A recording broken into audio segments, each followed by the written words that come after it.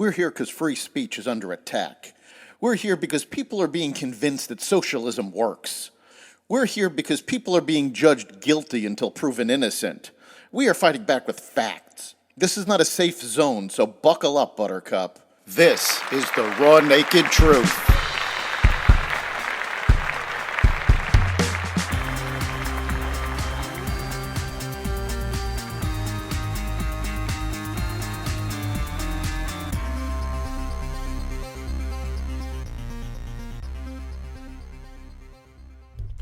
Arming IRS agents, inflation still near record highs, Adams and Abbott continue to spar, and more.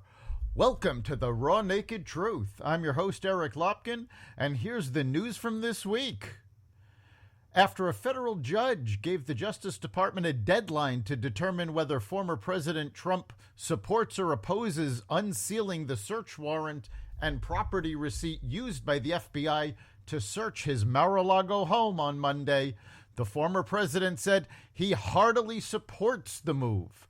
Release the documents now, Trump wrote on Truth Social, just hours after the judge's decision was announced. In a pair of posts, Trump called the raid on his Florida estate un-American, unwarranted, and unnecessary, and said he approved of the, quote, immediate release, unquote, of the warrant. The Washington Post has cited unnamed sources stating that classified documents relating to nuclear weapons were among the items that FBI agents were seeking in the search of Donald Trump's Florida residence. Inflation eased slightly, but still remained near record highs. The Consumer Price Index rose 8.5% year over year, while the Producer Price Index, which tracks wholesale prices, rose 9.8% year over year. Both measures decreased slightly from June. The decline came primarily from a drop in energy costs, which in turn was affected by a slowdown in demand as high gas prices kept people from driving. Biden has claimed that inflation was 0% in July, which is being disputed by voters in a recent poll, citing continually rising food prices. As the so-called Inflation Reduction Act, which includes funding to increase the IRS hiring 87,000 new agents, the IRS has deleted a job posting seeking a special agent, quote, willing to use deadly force, unquote, for its law enforcement division titled Criminal Investigation. The deletion came amid renewed scrutiny of the IRS in response to the Democratic-backed spending bill that would double the size of the agency. As a special agent, you will combine your accounting skills with law enforcement skills to investigate financial crimes, the job advertisement read. While the description no longer appears on the IRS website, the IRS Criminal Investigation Special Agent job announcement continues to be open on USA Jobs and has not, as of yet, been taken down.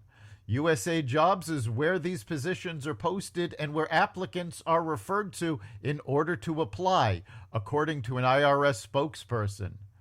The IRS expansion has been labeled government overreach by opponents. Democrats say the expanded IRS would provide funds for their tax and spend agenda, but statistics have shown that just 4 to 9% of the money needed would come from businesses making north of $500,000 a year, meaning the legislation is in sharp contrast to President Biden's longstanding claim that he wouldn't raise taxes on anyone making less than $400,000. More buses carrying immigrants from the southern border have arrived in New York City after Mayor Eric Adams declared New York City as a sanctuary city. Adams claims that the city of 8 million citizens does not have the resources to handle the influx of less than 1,000 migrants that have arrived so far. Adams publicly stated that he is considering taking buses of New Yorkers down to Texas to campaign against Governor Abbott, who's sending these buses of migrants up to the Big Apple. Governor Abbott responded by quoting Clint Eastwood, saying, "Make my day." He went on to say that nothing would help him more in his campaign against Beto O'Rourke than New Yorkers telling Texans to vote against him. That's the Raw Naked Truth.